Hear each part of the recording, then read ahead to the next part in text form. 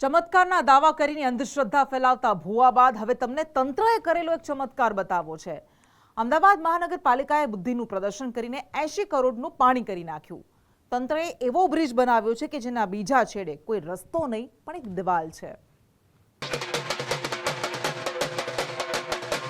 નગર 3ના રહેવાસીઓ અમે Ahmedabad municipal corporation તરફથી આવીએ છીએ। સિવિક સેન્ટરો તેમજ ઓનલાઈન ટેક્સ ભરી શકો છો।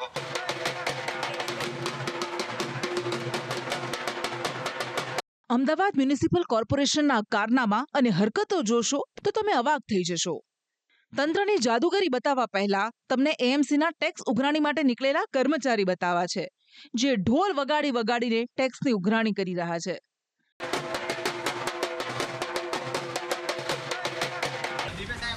નગર 3ના રહેવાસીઓ અમે અમદાવાદ મ્યુનિસિપલ કોર્પોરેશન તરફથી આવીએ છીએ। જેમનો પણ પ્રોપર્ટી ટેક્સ બાકી હોય તે આવીને ભરી જાય। ઓફિસ પર આવીને સબ ઝોનલ કચેરી છે, ઝોનલ કચેરી।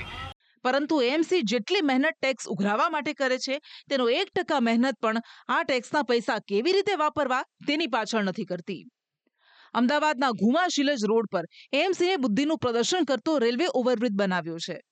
ઓવરબ્રિજને બીજે છેડે કોઈ રસ્તો નહીં પણ દિવાલ છે। મહત્વનું છે કે બ્રિજ ઉતરતાની સાથે જ આગળ ટીપી રોડ ખોલવાનો હતો, જે ખોલાયો જ નહીં। એએમસી અને ઓડાની બેદરકારીને કારણે એક કામ થયું જ નહીં પણ બ્રિજ બનીને તૈયાર થઈ ગયો। આમ હાલ એએમસીના બુદ્ધિના પ્રદર્શને જનતાના 80 કરોડ ધોઈ નાખ્યા છે। બ્યુરો રિપોર્ટ, સંદેશ ન્યૂઝ।